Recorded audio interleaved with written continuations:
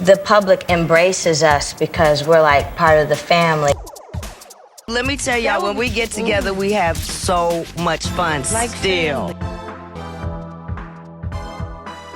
So on behalf of the cast and the staff of A Different World, we thank the people for allowing us this opportunity, and we made it.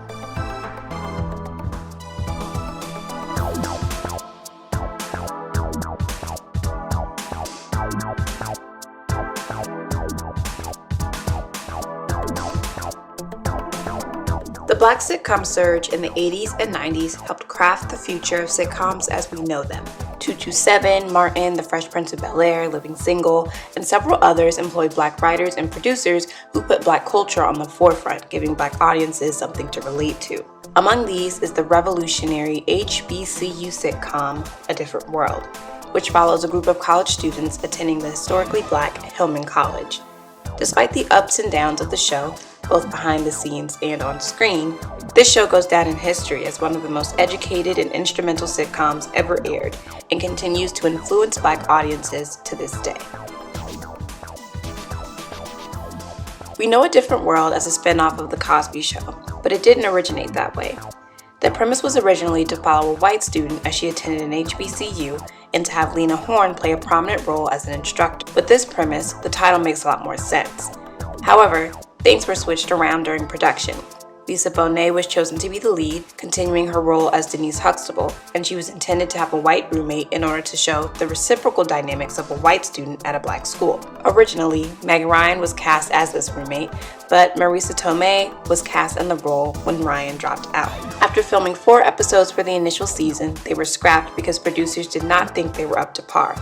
At this point, Ann Beats, who had previously worked on Saturday Night Live and Square Pegs, was brought on as a producer. She was tasked with producing an entirely new pilot only 6 weeks before it was due to air. Even after this pilot was produced and filmed, it became the 2nd episode and not the 1st, and even after that, several episodes were rearranged in the 1st season. In the 1st season, we were introduced to much of the main cast, though it would go on to change at several points. As aforementioned, Bonet was cast as Denise Huxtable, who is not a good student and spends the season nearly flunking out of school. The season follows her as she learns to navigate college life without leaning on her parents. While Denise is lazy and kind of spoiled, she is incredibly empathetic and open-minded. Marisa Tomei was cast as Maggie Loughton, the resident motor mouth, who is very involved in classes and clubs. She is essentially Denise's foil. Loretta Devine, best known at the time for portraying Laurel in Dreamgirls, was cast as Stevie Rollin, the dorm director of Gilbert Hall, and Mary Alice played Letty Bostick, who took over as dorm director halfway through the 1st season, though Stevie returned briefly in the 21st episode. Dawn Lewis, who eventually left the show to co-star in Hanging with Mr. Cooper, was cast in the role of Jaleesa Vincent, an older and more responsible student who would act as a sort of matriarch throughout her time on the show. I also want to mention that Dawn Lewis is one of my favorite actors from this series. I just think she's so cool. Kadeem Hardison and Jasmine Guy were cast as Dwayne and Whitley Gilbert, respectively, 2 very instrumental characters. Here's a little background on these 2. Kadeem Hardison's mother and manager was Beth Ann Hardison, an African-American model and founder of Beth Ann Management Agency, which focused on diversifying the fashion industry. Hardison got on the show after doing a cameo on The Cosby Show. You know, that episode where Theo got that awful shirt.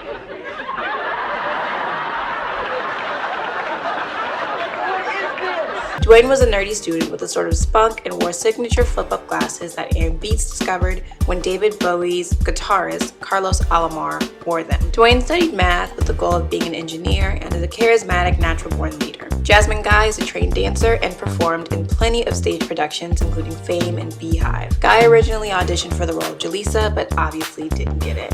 When she re-auditioned for the role of Whitley, she did so by imitating the exaggerated Southern accent of her 3rd grade teacher in order to match Whitley's Southern Belle characterization. When this role came up for Whitley Gilbert, I decided to go in as unlike me as possible. Because I figured, you know, how many times can you reject me? I went in with this accent from my 3rd grade teacher, Miss Pankert. This imitation is made even more bizarre each time we see Whitley's parents, neither of which have such an accent, and whenever we are reminded that she is from Richmond, Virginia, and not the Deep South. Listen to this child actor attempt it. May I open a friend? Whitley's character was based on head writer Susan Fales Hill, who grew up wealthy and struggled to fit in while attending Harvard University. Whitley is an art history and French double major, a traditional stuck-up socialite, and mean girl. She's essentially loathed in the first season. Guy, Hardison, and Daryl M. Bell, who plays Ron Johnson, all worked together in Spike Lee's School Days. School Days had a lot of other notable names like Tisha Campbell, Giancarlo Esposito, Lauren Fishburne, and Samuel L. Jackson, and also followed Black students attending an HBCU. Fun fact, Bell originally auditioned for the role of Dwayne Wayne. When I had to audition for Dwayne Wayne, the character, it was just with Eileen Knight, the casting director, and maybe a couple of producers. I walked in the door, and there were 30 people in the room. It was packed. And I was like, and that was it. That was my audition. It tanked. We are also introduced to the fictional school of Hillman College in the first season. The college was founded in 1880 and is placed somewhere in Virginia. Though the show never states exactly where the college is located, it is thought that it is somewhere in Hampton Roads or Roanoke County, two areas where I just so happen to spend a good portion of my life. The college is based on Howard University and likely Hampton University as well, though Hampton is stated to be a rival of the college several times throughout the series. For B-roll, the show used images of Spelman and Clark Atlanta University. The first season primarily follows Denise, Jaleesa, Maggie, Dwayne, and Whitley as they navigate their social relationships at the school. I also want to mention that in season 1, we see Kim, Damon, and Keenan Ivory Wayans. Legends. Throughout the first season and a bit of the second season, we see every one of the Huxtables except for Stacy. They make it clear that the Huxtables have a talent for wooing people at Hillman, as Denise is talked about long after her time at the college is over. Theo quickly makes friends on campus even though he is a 17-year-old high school senior. Claire is loved by all the students, and Vanessa goes on a double date with Dwayne and Ron. Fun fact, in the episode Risky Business, Tempest Bledsoe and Daryl and Bell met for the first time. Several years later, they met again and began dating. They are still a happy, unmarried couple to this day. Season 1 is riddled with continuity errors due to the rearranging and reshooting of episodes that took place before the season could be aired. For example, in War of Words, Maggie's boyfriend Mike comes to visit and asks her to move with him to DC. Maggie ultimately turns him down, but their relationship continues. However, in the episode My Dinner with Theo, which aired after War of Words, Jaleesa and Denise are shocked to find out that Maggie even has a boyfriend. In the same episode, Carla, played by an uncredited Renee Watson Johnson, is Gilbert Hall's dorm director. In the previous episode, Come Back Little Egby, Stevie appears as the dorm director again, though Letty had already taken over. These were errors because My Dinner with Theo was part of the 4 scrapped episodes and was originally supposed to serve as the pilot. Come Back Little Egby was supposed to be aired earlier, but wasn't, and I can't find an explanation online. The biggest error is that Hillman is supposed to be a tough and reputable institution, but Denise was an awful student for most of her time on the show and had a 1.7 GPA at one point without any mention of academic probation.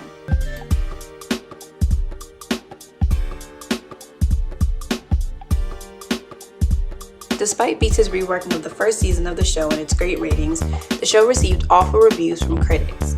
It is believed that the show's good ratings were due to its primetime airing slot. In fact, it was called Must See Thursday for years because the night lineup had The Cosby Show, A Different World, and Cheers. About a 6-year run. Must See Thursday was Cosby, A Different World, Cheers, Something Funny at 9:30, Wings sometime, and then LA Law. LA. That was Must See Thursday night. That's what set it off. When you look at the first season in isolation, it is surprising that it was renewed at all, and I mean that with the utmost respect. The jokes didn't really hit like they expected. There were these weird, awkward scene transitions and tons of filler scenes that didn't matter at all. The dialogue was too wordy and characters weren't really developed enough to have their own personalities. Overall, it was kind of boring and seemed like it didn't quite know how to appeal to its target audience. Cosby and other producers felt that A Different World did not accurately portray life for Black students at an HBCU. And even though I did not attend an HBCU, I agree. There was no stepping, there was no emphasis on Black American culture, sports weren't that big of a deal. It wasn't accurate to the college experience in general, let alone the Black college experience. The cast felt similarly,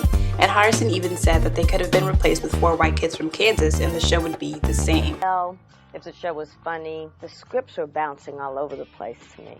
We hadn't aired yet, and I was getting absolutely no feedback. Well, I was getting feedback, but I was getting really negative feedback from the producer of the show, Ann Beats. Ann had just left Square Pegs and Saturday Night Live, and then she brought you guys in As Square as Square Jr. Pegs Jr.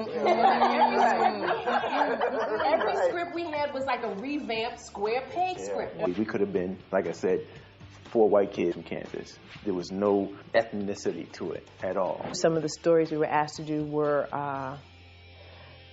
to be kind, light. It should be noted that Ann Beats is not a black woman and did not attend an HBCU, which likely affected her ability to accurately portray the reality of black and even white HBCU students. Debbie Allen, choreographer, actor, producer, Sister Felicia Rashad, and Howard University alum, was brought on board as executive producer beginning with the 2nd season and continued in that role until the final season. Bonet and her husband Lenny Kravitz learned that they were expecting their first child in 1988. Though Allen was interested in exploring the dynamics of a pregnant college student, Cosby did not want Denise to be an unwed mother and wanted her written off. Denise's time on the show was so short-lived, and the first season is so rarely watched, that it wouldn't be surprising for younger viewers not to know that A Different World is a spin-off of The Cosby Show. Debbie Allen also wanted Tomei to continue to be a part of the cast, however she left the show. In an interview with Andy Cohen in 2014, Tomei stated that she was fired, so it doesn't seem that there is a consensus on her departure. Allen implemented all kinds of changes, including refusing to let female cast members wear weaves on camera, implementing dance exercises before rehearsals, and making sure that black vernacular English was more prevalent in the scripts. It all Everything changed. yeah. And you get excited, start unpacking it. Oh, my mama, couple of. The biggest change was we had to exercise every morning. I wasn't really keen on it. Debbie had the entire cast doing dance warm-ups before we even began rehearsal. She came in and she flipped it all around, and she was like, we're going to lose the girls. We're going to lose them weaves. She snatched the weaves out of everybody's hair. All the girls with their long hair in that first season, they was just feeling themselves. She was like, And that show did a 180. For the 2nd season, Dwayne and Whitley were moved to center stage, and the following seasons would follow their relationship. Dwayne's character was also rewritten quite a bit.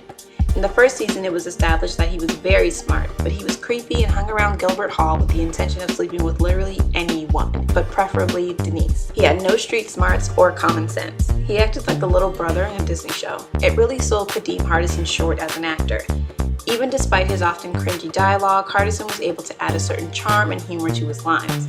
In season 2, his character shifted to be more likable and well-rounded. Not only do we learn more about his intellect, but we also get to see him be more of a cool guy on campus, and he's even called a babe a few times. Whitley's character was also developed to be more likable and well-rounded.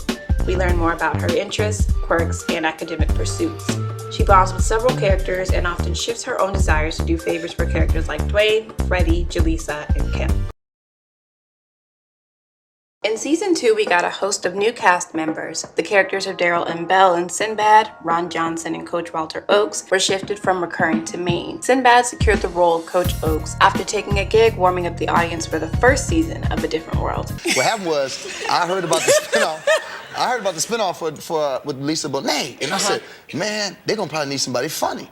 And I heard they were looking for a comic to warm up the audience for the show. They used the studio comics. And I went in and lied. I was like, I worked with, I said all the shows I worked with, but then I got so good, I forgot Magnum P.I. was taped in Hawaii, and I said I also warmed up that audience. And there's a guy, George Crosby, at the time said, you lie so well, I hope you can be funny. And I was warming up the audience for the show, and then Cosby showed up, and I was like, I got to show off. And so he saw me and said, you ought to be on TV, and he put me on his show 4 weeks later. Wow. And then I got a chance to get on A Different World. We also got Charnel Brown as Kimberly Reese, a very smart student from Ohio, Cree Summer as Freddie Brooks, an eccentric and spiritual student, Glenn Turman as Colonel Taylor, the ROTC instructor and calculus professor, and Lou Myers as Vernon Gaines, the owner of The Pit, which was the on-campus restaurant where many students ate and worked. Freddie's character added an interesting dynamic as the only biracial student in the main cast. Jasmine Guy is also biracial, but Whitley is not. In season 6, Freddie's mother makes an appearance and puts an additional face to the eccentricity that Freddie exhibits throughout the series. An important element that helped bring Black culture onto the screen was the updated fashion shown in seasons 2 through 6. Alan thought it was important that Black characters wore fashion that is representative of their culture. And compared to the first season, you can see how each character had their own style and how their style evolved throughout the series. The first season looks like it is all one color, but when we get into the second, we know immediately that we are dealing with a colorful cast of incredible characters with their own unique style. Look at Ron in season 1, and Ron in season 2, and Ron in season 3. Ron was only a recurring character in the first season, but his clothing could have been traded with literally anyone since it doesn't give him any personality. Dwayne's wardrobe story is my favorite. He goes from his signature flip-up glasses and unmatched outfits to a shirt, string tie, and very fitting saddlebag briefcase. Now is probably a good time to talk about the theme song. According to Entertainment Tonight, the theme song was a joint writing venture between Cosby, Don Lewis, and Stu Gardner, who had written for Cosby in the past. The version used for season 1 was sung by Phoebe Snow, a well-known blues singer.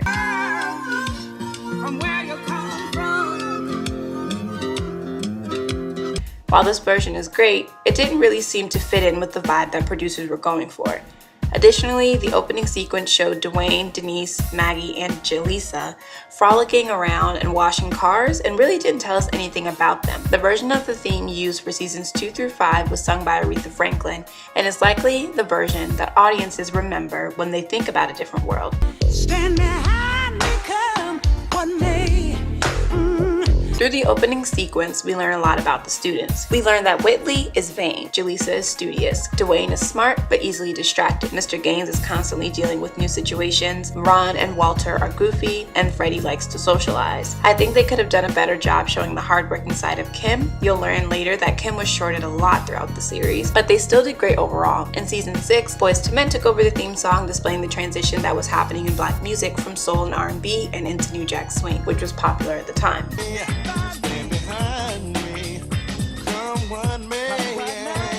This new version seemed to represent yet another rebirth for a different world. Fun fact, if you look closely at the second and third intro sequences, you'll see background actors that also act in the show itself. But I'm getting ahead of myself. Let's talk about season 2. In the first episode, we meet Kimberly Reese and Freddie Brooks. Throughout the show, Charnel Brown, who plays Kim Reese, is criticism because of her dark skin color. This is something that was addressed in the Mamie Dearest episode, which we will discuss later. Her character immediately stands out as she is Whitley's roommate. Also, Kim has no problem standing up to Whitley and letting her have it. As you probably know, Cree Summer is a very well-known voice actor, and before, during, and after A Different World, she continued her voice work on other shows. Her voice really adds character to Freddie and makes the humorous parts even funnier. Don't be so silly, little baby.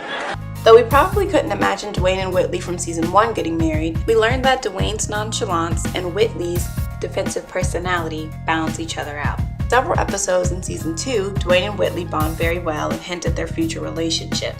In fact, for a little bit, there's a love triangle between Dwayne, Freddie, and Whitley. Here's another fun fact. Kadeem Hardison and Cree Summer actually dated briefly. In There's No Place Like Home, we get to see just how far the show has come in such a short amount of time. The episode ends with the entire cast singing a song called Mean Children Blues with Lou Myers playing the piano and Glenn Turman playing the harmonica. With all that trauma things here couldn't get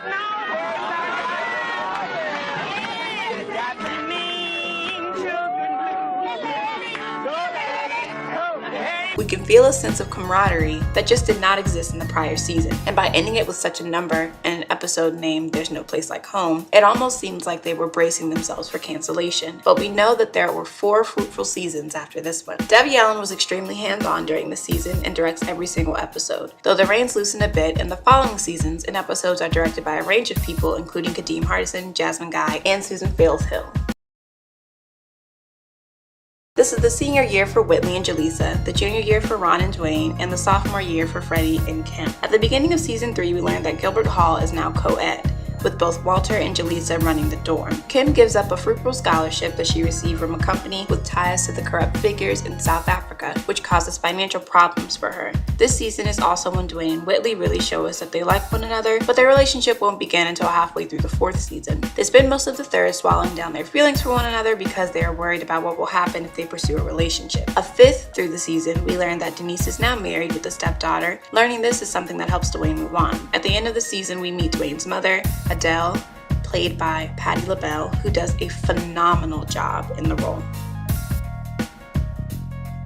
You've probably noticed that I didn't have a continuity error section for season 2, and that's because there really haven't been any that caught my eye. However, this season had an error that was particularly noticeable to me. In Getaway Part 1, Freddie asks if she can borrow Jaleesa's Lenny Kravitz tape, but at this time Kravitz and Bonet, who is still mentioned as Denise in the show and even makes an appearance in the season, are married with a baby. I think this error and some errors in seasons 4 through 6 that I'll cover are more like Easter eggs or playful nods to previous cast members, but it's fun to point them out anyway.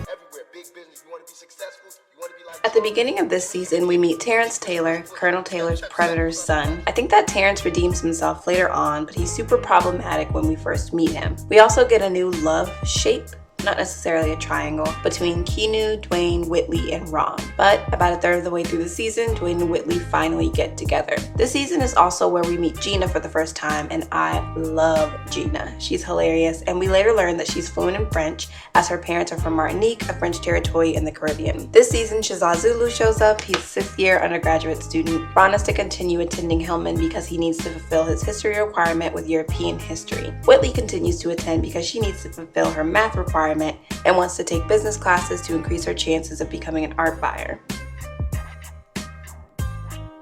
At the end of season 4, we learn that Dwayne is intending to spend his summer on campus teaching summer classes and beginning the PhD program. However, for students to begin teaching classes, even at the fellowship level, they usually need to be in the first or most commonly 2nd year of a post-secondary degree program. It is not uncommon for upper-class undergraduates to be teaching assistants, but they wouldn't lead their own classes. They're not qualified. They're just students.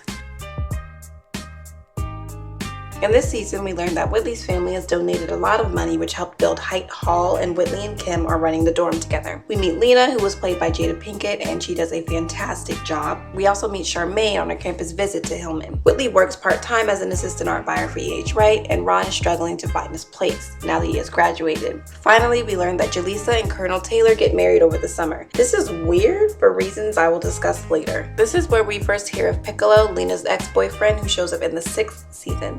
Whitley gets engaged to Byron Douglas III, but leaves him at the altar in the final episode. In the penultimate episode of the season, we meet Whitley's cousin, Courtney. Courtney also has a southern accent, though it's not as exaggerated as Whitley's. Fun fact, when necessary, Jasmine Guy's sister Monica Guy would act as a stand-in for her. For example, in the episode Liza Who Little, Whitley's cousin Liza, also played by Jasmine Guy, comes to visit. While Jasmine played Whitley, Monica was likely used as a stand-in for Liza and vice versa. Whitley's cousin is played by Roxanne Beckford, who looks a lot like Monica Guy.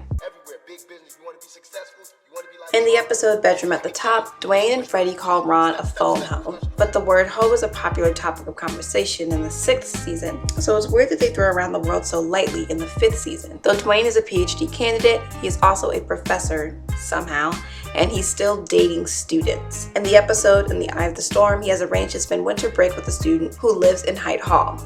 The thin line between student and faculty relationships on the show is something I will be discussing later, because it's kind of problematic. At the beginning of this season, we get a host of new recurring and main characters. Lena, Gina, and Charmaine are made into main characters. We also get Terrell, Dorian, and Dean Davenport in recurring roles. We see Dwayne and Whitley navigate married life. Ron and Mr. Gaines go into business together and buy the place where the blues will be played. The roles between Dwayne and Ron reverse in that Ron makes plenty of money and Dwayne and Whitley are always broke. Since Whitley was laid off, they spent all of their savings on a painting and they were robbed. We see that Height Hall is now co-ed and Kim and Freddie are the co-dorm directors. The season is very different than those that we've seen thus far, but I'll cover that later. We see that Dorian and Terrell have a relationship that is similar to that of Dwayne and Ron. Lena, Gina, and Charmaine have a dynamic similar to that of Whitley, Kim, and Freddie. Their respective age gaps are even similar. Eventually, Lena and Dorian start dating. My favorite part of the season is Whitley. She becomes a public school history teacher and really grows a backbone and will tell literally anyone how it is. Could you take your feet off the table, please?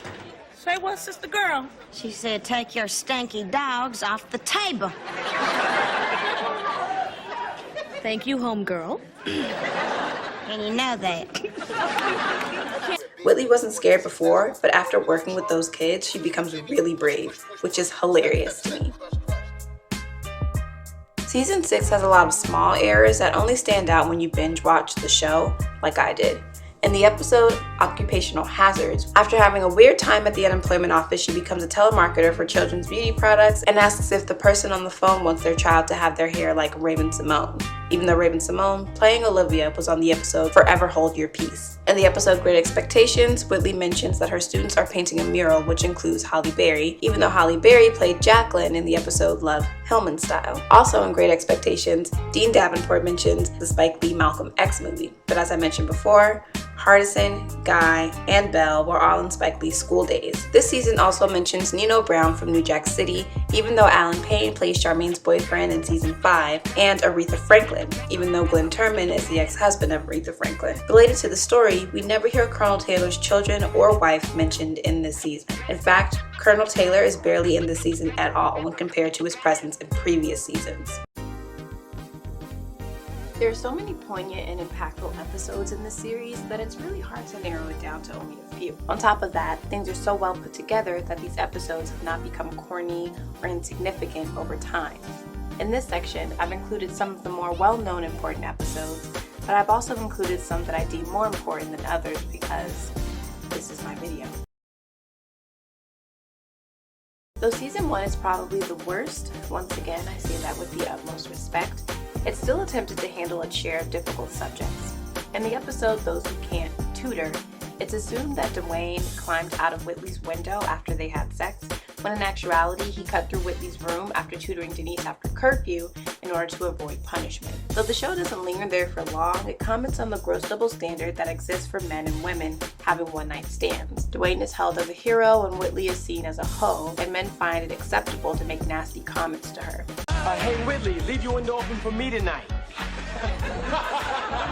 Season 1 also gave us Wild Child, an episode that explored the journey of a homeless student named Cougar. Cougar often outsmarted other students and even professors, but revealed to Denise that she had been homeless since the age of 15 and didn't have any family to help her out. Why can't your parents help out? They're kind of on a fixed income. They're dead. I'm sorry. Hey, I hardly knew them. Haven't had a roof over my head since I was 15. Oh, wow. That must really be tough. Nah. You learn a lot sleeping under the stars. She informally attended classes at Hillman because she had the desire to learn. Letty was able to make a miracle happen when she pulled some strings to get Cougar admitted to Hillman, despite the fact that Cougar was a high school dropout without a diploma or a GED. Children from low socioeconomic backgrounds have the ability to be just as gifted as those who are more well off, but they have less opportunities to participate in activities that cultivate and maintain their gifts. In the episode Mr. Hillman from season 2, Denise convinces Dwayne to run against Whitley for Miss Hillman. She does this so that Whitley will lose, but she and Dwayne convince the rest of Gilbert Hall under the guise of feminism. He is constantly chastised, catcalled, and honestly, bullied. Hey Dwayne. What up, Chip? You know my man Ron, right? Yeah. Hey, what's happening? Some of the guys were, talking about asking you to join the fraternity. Really? Yeah. As a little sister.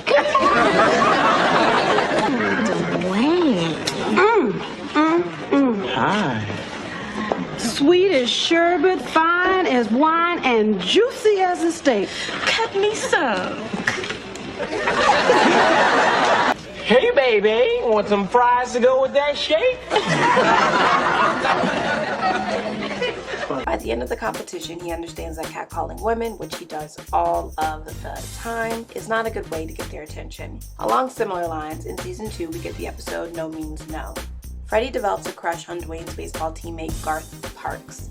Dwayne learns that Garth is a sexual predator and has sexually intimidated several female students on campus. You know how they want to do it, but they just can't give it up. It's our job to let them off the hook. Let them think it wasn't their idea. Come on, man. When you're alone with the girl and your hand's down her blouse, if she says, ooh, stop, don't tell me you do. Dwayne starts to think about how men often act inappropriately toward women despite their protests. Walter tells Dwayne that if a man has sex with a woman without her consent, it's rape. no matter their relationship. When Garth tries to take advantage of Freddie, Dwayne runs in and attacks him through the sunroof. Dwayne also reinforces that he is not the one to thank, but that Freddie is the brave one for reporting Garth despite the rumors that may be spread about her. This episode also confronts the misogynistic attitudes of a lot of the male characters on the show, though they don't truly change for a while. I think this makes a statement about the misogynoir that was accepted at the time, but also creates a realistic situation, as misogyny is not eradicated from a person's behavior as quickly as we'd like. Season 2 also gives us It Happened One Night, which follows Kim as she navigates her pregnancy scare. Whitley, I think I'm pregnant. Well, it's clear to me what you have to do. Spruce yourself up and dive right back into the social swim. What'd you say? I think I'm pregnant. Everyone in the main cast offers to help her with the baby, and a few of them even propose that she gets an abortion so that she does not lose her freedom. Then there is money. I don't want an abortion. I do. You're going to stay in school, become a doctor, and you can take care of all of us when we get sick. Now, won't that be great? Robert, I don't want you to marry me just because I'm pregnant. What are you talking about? I didn't do anything. Kim is going to make a great mother. She's giving, she's kind, she's great with kids. Well, she's great with people, but kids are people, and she's a lot more mature than a lot of us. Sit your Pollyanna behind down. You know that girl's too young to be anybody's mother. Okay, well, we'll help her. We'll be timeshare mommies, and the baby could live here. We'll all take turns taking care of it, and Dwayne, you could be the timeshare daddy. At the end of the episode, Kim learns that her period was delayed due to stress. Great, so this means that you're not... The doctor said it was just stress. But it exemplifies a real dilemma that many deal with. Many Black college students are first generation and deal with high levels of stress because of that status. In season 4, we get the episode If I Should Die Before I Wake. We meet Josie, who we learn has HIV. She reveals this to her classmates in an impactful speech. So, it was a proud day when she graduated from Hillman with a degree in English literature and high honors. That was the spring of 1992. By the following spring, Josie Webb had died of acquired immune deficiency syndrome, disease we all know as AIDS. We see other students, including Gina, treating Josie differently, including not wanting to touch her and not wanting her to make their food at the pit. You, Josie, absolutely nothing. How can you be so ignorant? Why don't you two go to the student house and read a pamphlet? Kim, there's a lot they don't know about this particular disease. Why don't you serving the customers, Josie? Long range, they look hungry. I'm trying to help you, Mr. Gaines. Mr. Gaines, I can explain. These two... I'm bald, Kimberly Reese, not blind. Now, Josie has immune deficiency syndrome. Now, that means that you're more dangerous to her, standing here breathing your germs on her than she could ever be to you. The students and professors have to re-examine what they know and don't know about HIV and AIDS. This was the first show to address AIDS on television. This episode was inspired by Magic Johnson, as the cast were rehearsing at Debbie Allen's home when Johnson announced his diagnosis. We were the first television show to address AIDS. I remember we were having a cast read-through here in my house. We were all in the dance studio when Magic Johnson made the statement that he had HIV. He was HIV positive. I remember you were crying. Everybody was crying. Everyone was devastated. But the next germ of a thought was that we had to do something about it. Also, Jada Pinkett originally auditioned for the role of Josie, but Alan loved her audition so much, she wanted her to have a recurring role. When we did this episode, and Tisha was amazing in this role, and this was actually the episode where I found Jada, because Jada auditioned for that role. Yeah, that's right. Yep, that's when I saw Jada. I said, no, we can't lose her to AIDS. We got to give her, come back, put her on the show. Yeah. Season 4 also gives us the episode Love Thy Neighbor. Ron says that he has no sympathy for the homeless because anyone that is homeless is able to get government benefits. I sympathize with the women and the children sleeping in the street, but I'm tired of them winos coming up to me talking about, brother man, spend some change for a brother man. You know that little bit of change that you spare may save someone from starving? The bottom line is, this is America. Anyone can go to social services and get food stamps, a place to stay, whatever they need.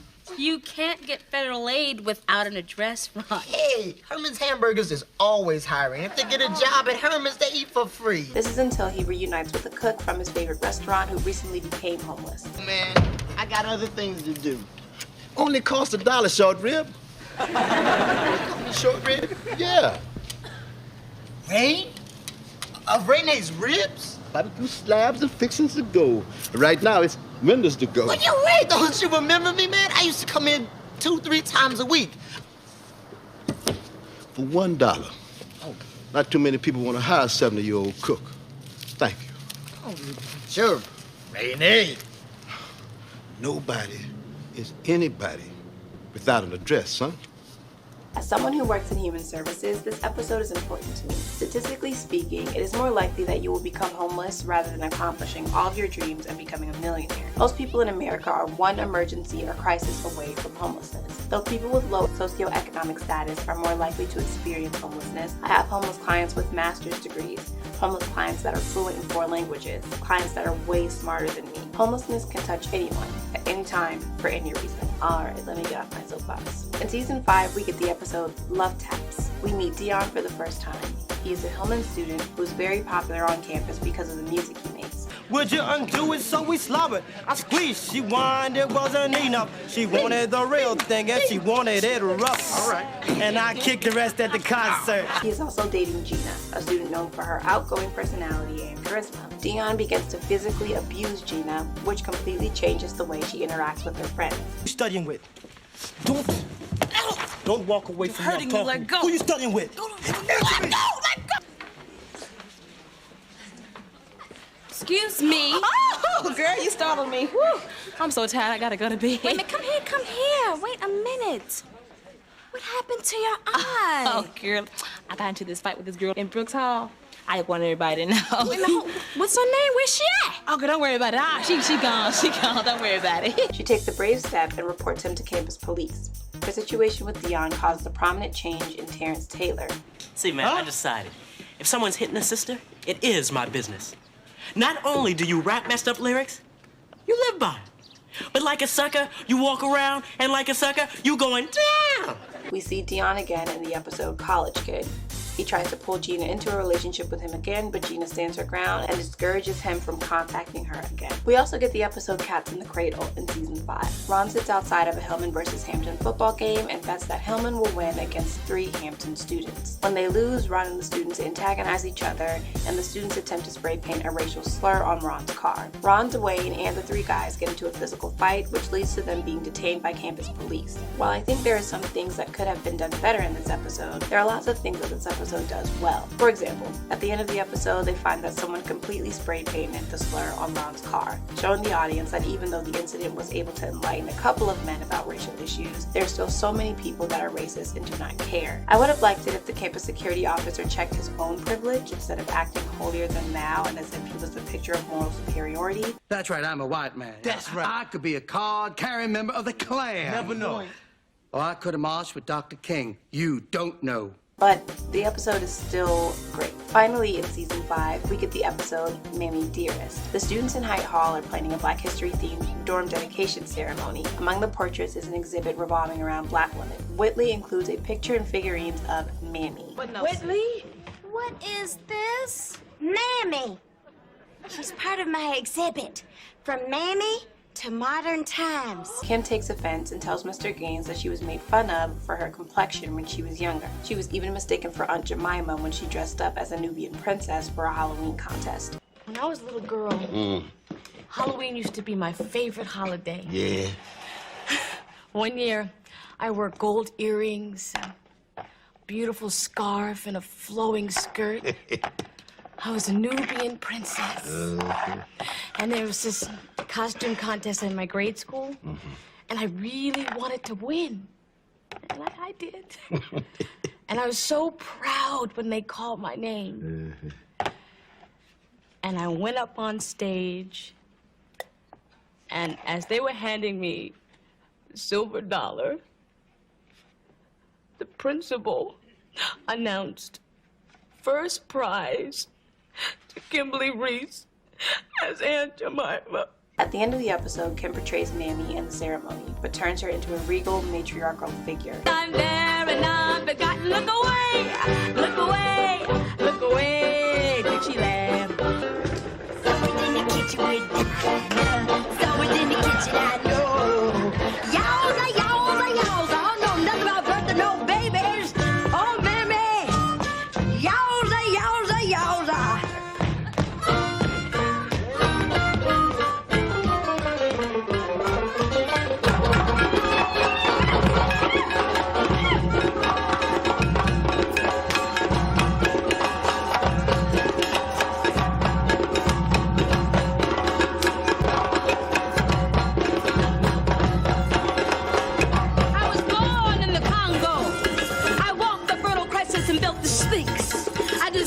pyramid so tough that a star that glows every 100 years falls center, giving divine, perfect light. Kim and the other characters reclaim Mammy and no longer feel oppressed by her presence. In season 6, we get the episode Somebody Say Ho. Terrell is accused of putting a note that says digit ho on Charmaine's back, and everyone has made up their mind that he did it. That's Mr. Wayne.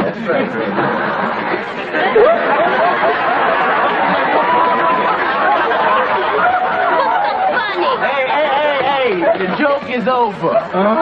Terrell Walker, he set me up. Charmaine, easy. Brother, what does digit hole mean? I guess it means she'll do anything for a math problem. Freddie volunteers to represent him at his hearing with the dean, but even she has already made up her mind that he did it and decides to try to persuade the dean that he did not mean whore. I see. How can you be so certain, Mr. Wayne, that ho wasn't written as in ho ho ho Merry Christmas? At the end of the episode, we learn that Gina is the one that put the sign on Charmaine's back. Now, Sister Gina, do you really expect this court to believe that sitting right behind her, you didn't see the sign, nor did you see Terrell put it there? The light was bad? Gina, starting to make sense. How do you feel about your roommate, Gina? Well, I don't have no... According to my client, you can't stand her. Oh, that's not true. Well, is it not true that you got very jealous when Dorian referred to her as the smartest girl in class? No. Well, is it not true that you tried to gain Dorian's affections by baking him a Jerry curl Jesus? That was an afro. Is it not true that you've been Bible-toting ever since you found out that boy went to church? What's one of the 10 Commandments tells thou shalt not lie? Do not wait till Sunday to confess, Sunday. Do not tell the truth.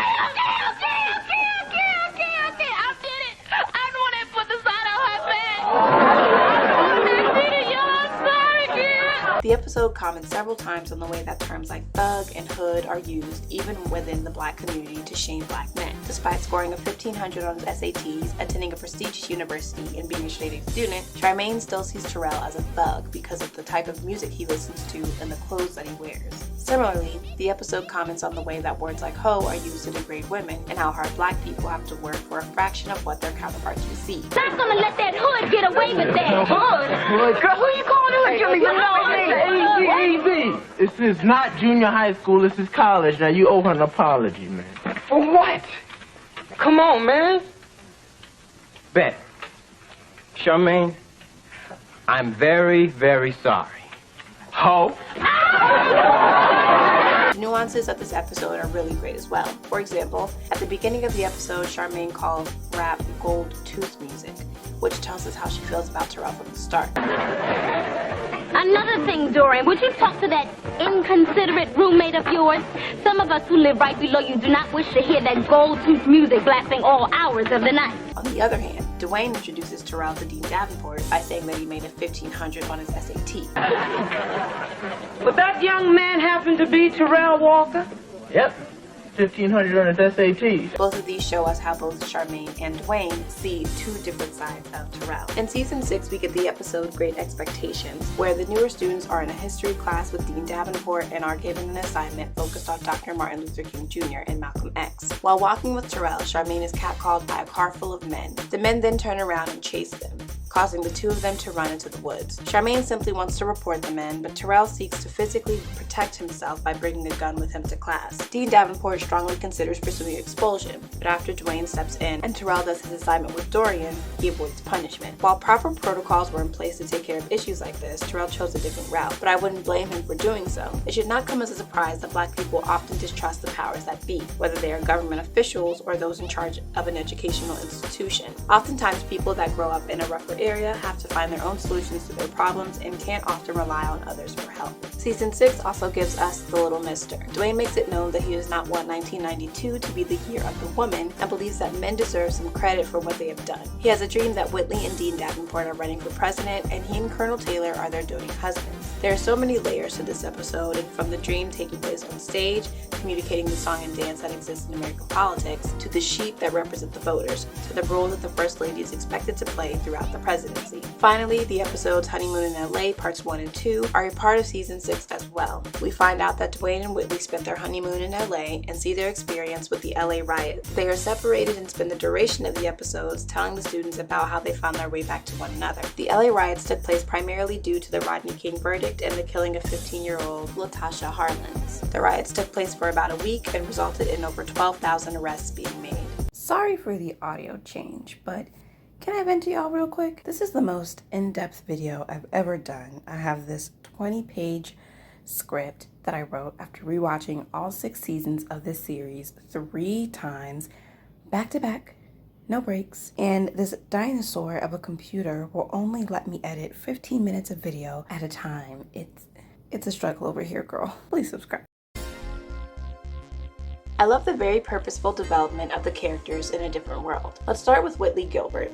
At the beginning of the show, Whitley is written as an incredibly annoying, spoiled, rich girl. But we sympathize with her because she has this thick Southern Belle accent and is very much a fish out of water. So much so that no one will be her roommate at first. Her parents' money cannot help her fit in and make friends at Hillman. In fact, it really makes her stand out. Her perfect exterior begins to crack when she finds out that her father is in a relationship with a much younger woman named Monica. Her mother comes to visit and exposes all of the trouble in their relationship, and everyone learns that she is awful at math. In the final season, after the apartment she shares with Dwayne is robbed and she loses her job, she takes a job as a public school history teacher and wears the same blouse to work every day. She is forced to humble herself and get comfortable with Dwayne being the sole breadwinner in the house. However, the Whitley we knew from the first few seasons is not completely lost. She gets up before Dwayne to freshen up so that she always looks perfect in front of him. She still has a particular distaste for Ron, and she still has expensive taste, even on a McDonald's budget. Jasmine Guy does a really great job portraying Whitley Gilbert. Not only does her accent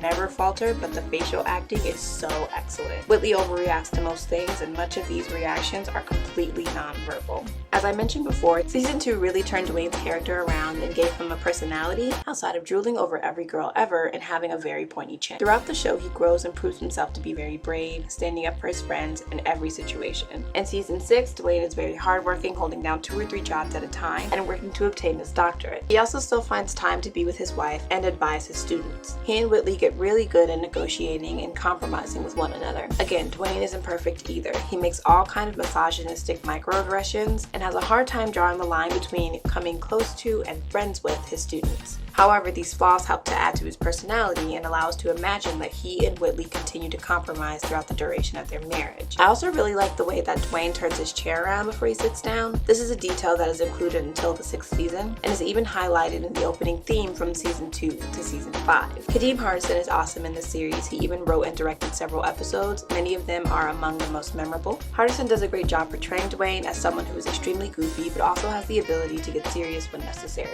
Jaleesa Vincent Taylor's stint on the show ends in season 5 after she marries and has her first child with Colonel Taylor. Throughout the season, she continues to act as the mother of the friend group and is even briefly engaged to Walter Oakes. Though really funny, Jaleesa's character is pretty limited throughout the series. We learn that she puts more emphasis on her professional and educational life than her social life. She sings and she's good at most things. That's pretty much the extent of her character. Though Maggie Lawton was only in the first season, I really liked her character. Motormouth Maggie was a great student, a journalism major, and involved in several clubs. She was also pretty eccentric and fit in very well with the other students at Hillman. I don't have any sources for this, but I think her personality was copied and pasted for Freddie Brooks and later Charmaine. When Ron Johnson is added to the main cast in season 2, it is established that his father is a well-off businessman and owns a car dealership. Ron sees himself going on to take over the dealership, though this is not really what he wants, and his ambitions change in the 4th season. Much like Whitley, he is able to call his father whenever he runs out of money or needs someone to make a call and financially intimidate someone on his behalf. We see him come up with plenty of bad business ideas that ultimately fail.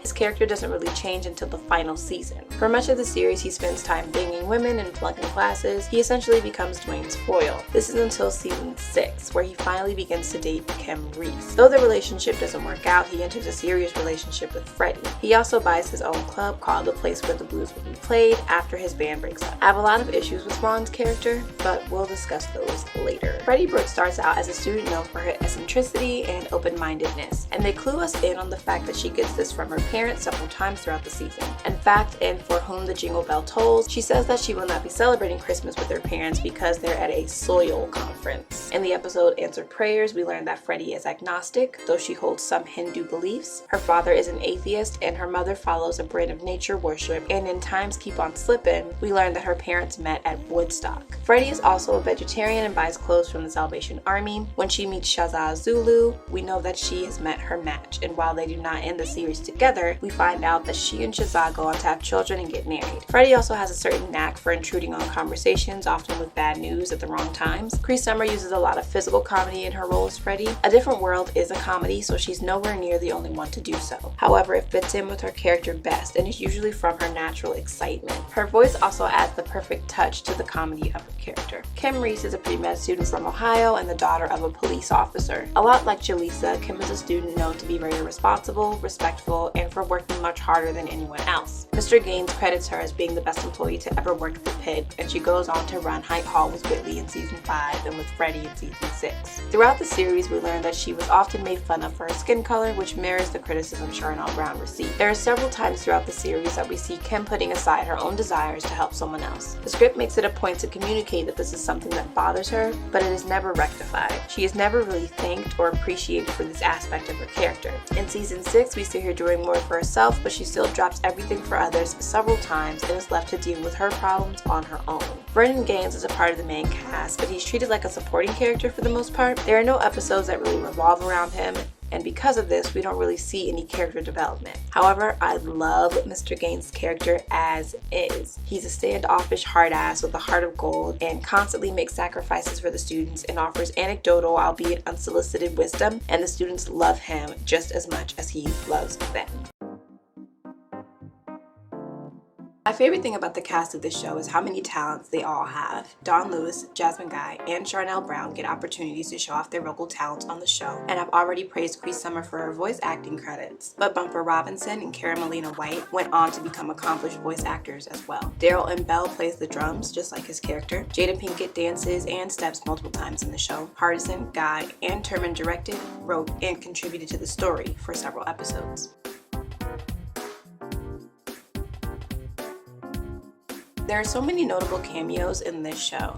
Even if these people weren't notable at the time, though many of them were, they became notable shortly after their time on the show. Jesse Jackson, Diane Carroll, Lena Horne, Gladys Knight, Gilbert Gottfried, Sister Souljah, Tupac Shakur, Billy D. Williams, Criss Cross, In Vogue, Leslie Uggams, Heavy D and the Boys, Patti LaBelle, The Boys, Kiki Shepard, and even Debbie Allen and Susan Fales Hill. There are also a few cameos from historic Black actors like singer, dancer, and actor Candy Alexander, Michael Ralph, who plays 5 different roles on the show, including Ron's bandmate Clint, and ending with Kim's fiance Spencer Boyer, Phoebe Drake, Monica Calhoun, Marcus Houston and the rest of Immature, Aries Spears, TK Carter, Thomas Michael Ford, Tay-Mac, Blair Underwood, Roscoe Lee Brown, Raymond St. Jock, Christoph St. John, David Allen Greer, Abba Babatunde, Roger Guinevere Smith, who was also in School Days, Rick Barry, Walt Hazard, Teresa Randall, Richard Roundtree, Ron O'Neill,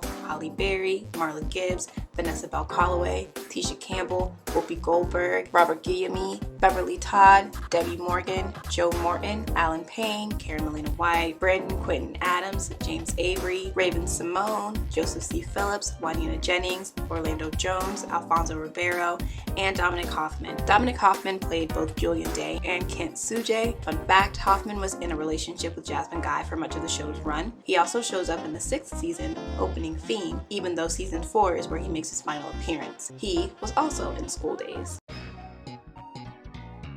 Though season 6 ended up being the final season, it was not intended that way. Remember when I was talking about how the Boyz II Men version of the theme song was signifying the sort of rebirth? This is just speculation, I have no sources, but I believe that Dwayne, Whitley, Ron, Kim, and Freddie were finishing up their time on the show, or at least were preparing to have smaller roles, which is why we got episodes like College Kid that followed Gina, Lena, Charmaine, Dorian, and Terrell exclusively, while the other characters didn't make an appearance at all. In that episode, we also learned that the 5 of them are planning to stay off campus the next year and even move into a house together. Kim, Ron, Freddie, Dwayne, and Whitley were being pushed towards certain happy endings, while Gina, Lena, Charmaine, Dorian, and Terrell were just beginning their journeys on the show. Jennifer Lewis was also added to the main cast as Dean Davenport, the Dean of Students, though she had previously had a cameo in Tales from the Exam Zone as Professor Clayton, the hot accounting professor. Introducing a new setting and a whole new conflict at the end of a season doesn't really make sense, unless it was intended to act as a transition into a new season with a new main cast of characters. Season 6 seemed like a transitional season in order to prepare the audience for the future seasons to revolve around newer characters. However, this did not come to fruition. While the show was on hiatus but still in production due to declining ratings, the cast and crew were notified of the show's cancellation.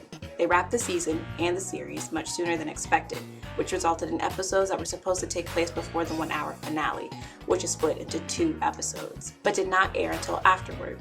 Some sources say 7 episodes, but Wikipedia lists 3, and there just aren't many sources on A Different World in general. Some of these episodes include A Rock, a River, and Alina, and Homie Don't You Know Me.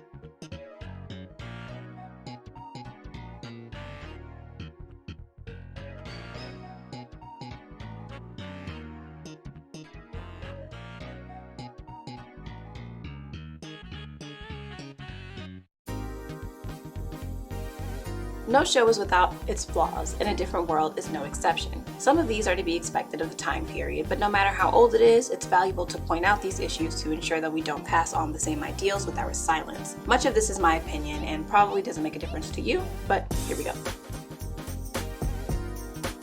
In Season 4, Debbie Allen plays Whitley's therapist for the first time, which recurs into Season 5. She is particularly wacky and may offer some decent advice, but it's overshadowed by her overbearing personality. I don't have time for this. My in-laws are coming over for dinner tonight and I haven't even shopped yet. In Season 3, Colonel Taylor expresses his distaste for therapy and shrinks. In the first season, Denise volunteers to be a peer counselor, and it seems like a couple of students' issues are treated seriously while others are not. I'm having trouble memorizing. It's like nothing sticks. I might as well forget finals altogether and quit school now. Yeah, man, do it. Hey, now's a great time. I hear they're hiring at Fajita Phil's. Therapy is an important and valid way of working through issues, large or small, and I'm not sure whether the messages in this show are positive or not, but I think they could have been crafted with more care. Throughout the entire season, the women in the cast endure ridiculous comments about their looks and sexuality, which often come in the form of catcalls from the male characters. Though the script itself comments on this several times, which we have discussed, there is nothing that truly changes about it. Most of my issues are with Ron's character. He just does too much. In Tales from the Exam Zone, Ron makes sure that Whitley sits on his hand so that he can cop a feel. In The Apple Doesn't Fall, he tries to watch a woman undress and bathe from his window. Late 20s, ass. Careful keeping wrong. You can get arrested for that. So fine, I'll do the time. While entertaining, continuing to harass women in this way sends a bad message and voids some of the redeemable qualities of Ron's character. Like I established earlier, Dwayne had a hard time remaining professional with his students and often befriended them. This becomes an issue in role number 1 when Lena develops a crush on him and leaves him a hilarious voice message confessing her feelings. I'm tired of playing the shy role. It's time to console my soul. My heart you already stole. It's been platonic, but I know you're not blind. I think you're fine, you should be mine, cause on the one-on-one we'll be two of a kind. Peace. While students develop crushes on professors all the time, this one was egged on by tutoring Lena in his apartment, playing basketball during their tutoring session, and inviting her to eat dinner with him in Whitley. Colonel Taylor goes on to marry Jaleesa, which is also weird. When I was in undergraduate school, graduate students wouldn't even casually hang out with undergraduates, let alone party with or date them. Every school is different, but as a graduate student now, I couldn't imagine hanging out with undergraduates. I will say that I had a professor go on and marry a former student, so stranger things have happened, but that doesn't make it any less weird, especially when the show itself revolves around the college life.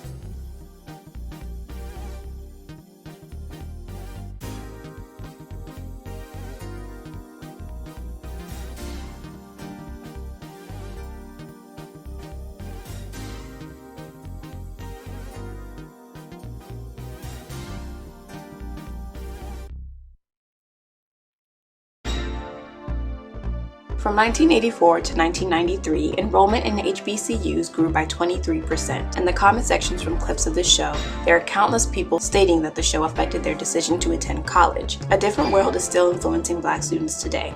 In fact, the cast reunited for a college tour in 2016. I didn't go to an HBCU myself, but A Different World definitely influenced me in my college application process, and to this day I wish I had gone to Howard University for undergrad. We see depictions of these characters in artwork, and as streetwear makes a resurgence in popular culture, people look to the fashion of shows like A Different World for inspiration. A Different World did not just seek to show real-life depictions of Black people on screen. It also worked to show the best of the best. When you look at Kim, Dwayne, Terrell, and Charmaine, it is obvious that we are seeing young people that worked hard to get to Hillman and are doing everything they can to stay there. We are always reminded of their high SAT scores, crazy work ethic, and relatively high chance of failure. I know there was recently a table read for a reimagining of A Different World, and Debbie Allen expressed interest in rebooting it, but oh my gosh, Miss Allen, please don't.